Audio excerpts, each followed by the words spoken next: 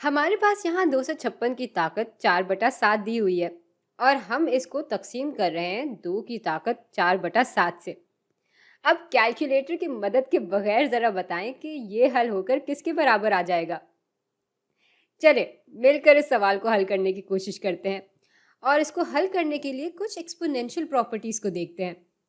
भाई हम जानते हैं कि अगर x की ताकत a दी हुई है और ये टर्म तकसीम हो रही है y की ताकत a से, तो इस पूरी चीज़ को हम x बटा वाई की होल पावर a की शक्ल में भी ला सकते हैं।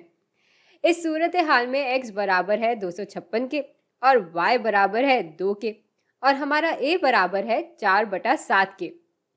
अच्छा, 256/2 बराबर आ जाता है 128 के, तो ये चीज़ अब बराबर हो जाएगी 128 की ताकत 4/7 के।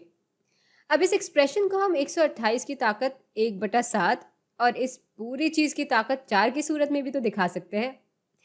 वैसे तो हम इसका उलट भी कर सकते थे, हम 128 की ताकत 4 रखकर इस पूरे एक्सप्रेशन की ताकत 1/7 भी रख सकते थे, लेकिन फिर हमें यहाँ एक बहुत बड़ी सी कदर मिलती और उसकी फिर 1/7 रूट लेना थोड़ा मुश्किल हो जाता।